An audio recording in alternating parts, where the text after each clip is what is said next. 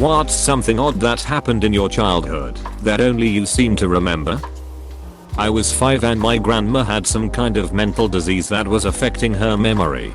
Her memory deteriorated fast. Her memory had her thinking I was just born instead of being 5. It was weird.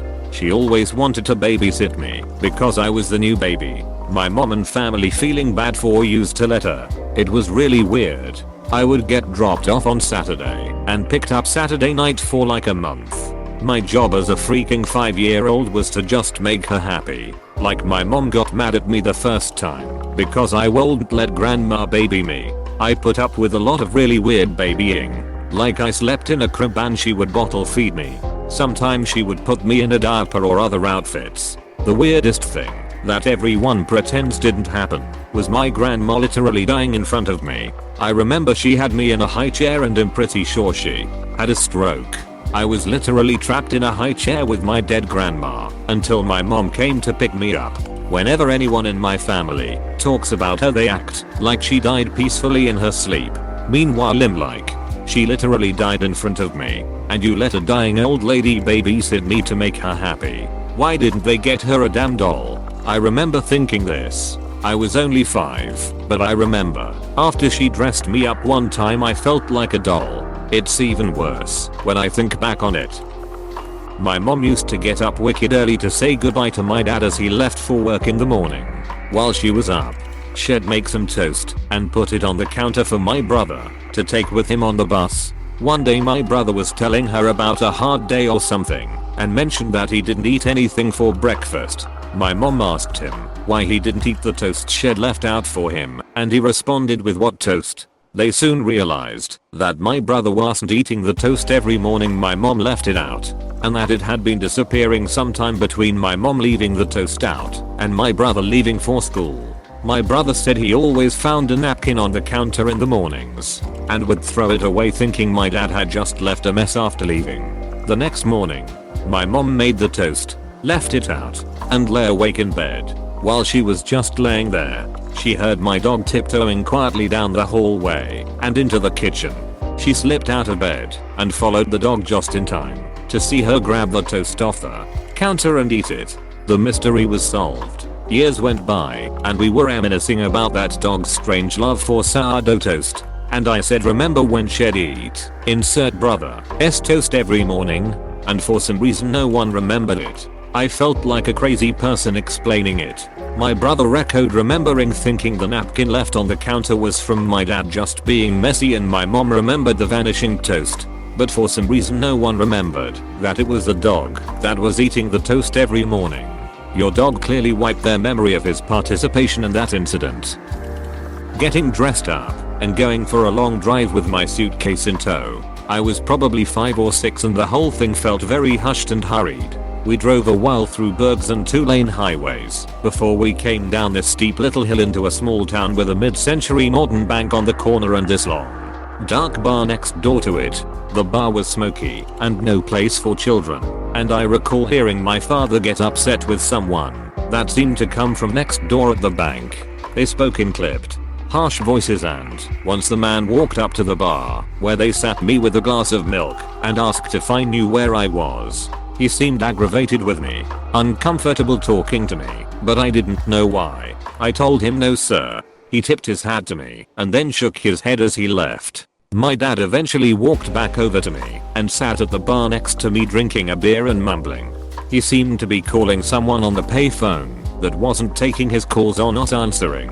He came back and forth a lot. I was pretty much ignored aside from the strange looks from patrons trying to get why a little girl was bellied up to a smoky bar wearing her Sunday best. I remember feeling like I was there a long time and finally my dad grabbed me up and carried me out to the car. We sat parked in front of this bank and bar for what seemed like a long time, just staring at it. Dad saying nothing. Eventually, Dad drove off, and when I woke up the next morning I was in my bed at home in my PJs with no memory of getting there, but I could smell cigar smoke in my hair.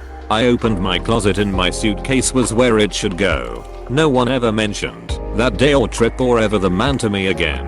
I have asked a few times through the years and each time I received bizarre looks and my parents tell me they'd never heard or been to such a place. but I'll never forget that place, or the smells, or that man, and how confused he seemed by me for some reason. All I know is I've been searching crowds and towns trying to piece it all together for most my life.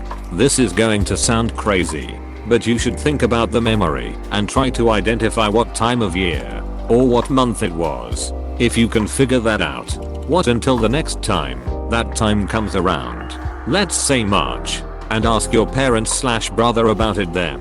Sometimes people more easily tie memory to a set of other sensory inputs like the smell of snow melting, or crocus popping up in spring, the dead heat of summer drying the field grass, etc. If you ask them around a time when they might be smelling the smells from that time, you might trigger a memory. Maybe it was nothing nefarious and something easily forgotten for them.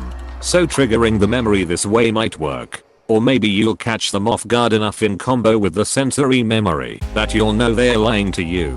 It could also be in combination with a date, like a holiday or family member's birthday, etc. I would also try asking about it without so much detail, or not in a way that they would know you're referencing this story that they've heard you talk about before. Your memory/interpretation may cloud or confuse this, so maybe more like, do you remember this one dress I had when I was little? It looked like X, Y, Z, and see what they say. Or ask about the luggage piece you had. Maybe it had a special detail that you'd like to find again. Or want to get something new and like the idea of having something similar to your childhood one. IDK. This is an excellent idea. Thank you for this. I grew up watching KBBS, which is a channel that targets children and engages them in learning subjects and whatnot. I remember my favorite show would be one of a girl and her friend that just so happened to be a alien. He was purple and spotted and would sleep upside down in her closet. Long story short, years later I tried finding that show out of curiosity and had no luck, to which I asked my mom if she remembered the show. She said no, which struck me as odd because she would closely monitor what I would watch. I watched it every day before the show Good Night Garden, which she remembered easily. Last year I tried looking for it again, and after literal hours I found what seemed to be a knockoff version of the show I remember, despite it being the only version of the show. The plot similarities were uncanny. He slept in the girl's closet as well, and was definitely purple and spotted, but the characters looked nothing like I remembered. The animation was poor, and it was missing a big factor. In the show I watched there was a weeping willow tree, and no such tree ever appeared in the show I found. I would also like to include that, now that I think about it, most of the episodes I watched just showed the two of them sitting under the weeping willow throughout the whole episode with very little to no dialogue before running end credits. Very odd. Me and an old friend of mine saw a random stranger with a chainsaw jumping from roof to roof. No one else saw it, and when we looked again the person disappeared. We told our parents and they looked and saw it too, but only me and my friend can remember that. Firefighter? Could have been doing training or an actual rescue. When places get condemned, firefighters and police like to use the buildings for training. I was maybe 5 to 6 years old. My family and I, which was, at the time, my parents and 3 younger siblings, went to Chuck E. Cheese. We used to go there a lot for parties and trips. I've always had a fear of mascots, so whenever Chucky would come out and say hello to the children, I would under tables or in the tunnels. However, one incident is one I'll never forget.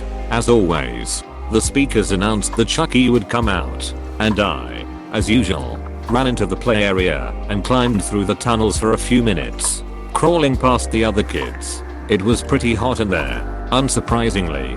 However, this time, after looking out the windows, things looked different. What I saw out the windows of the tunnels wasn't Chuck E. Cheese. It was a completely white room, white walls, white floors, white roof. There were people with suitcases and black suits walking around, and desks with computers sitting on them.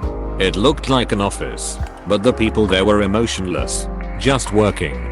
The entire atmosphere was grim and didn't feel right. It made my stomach tighten. Of course, I was absolutely terrified. I screamed and frantically tried to find my way out of the tunnels, but I kept getting lost. I crawled around for what felt like about 20 minutes or so. There weren't any kids anymore. Before finding the exit, I leaped out of the tunnels and was, well, Back at Chuck E. Cheese. I was obviously crying, sweating, scared, and my mom ran over and asked what happened. I don't remember all the details, and in fact, I barely remember anything else about that day. I told my mom what I saw after fleeing the tunnels. Don't remember her response. Over the years, I tried convincing myself it was a dream. It's impossible. That can't happen in real life. Maybe I was just seeing things. I was a bit strange. Growing up, had crazy dreams, and saw things that weren't actually there, but this was different than other times.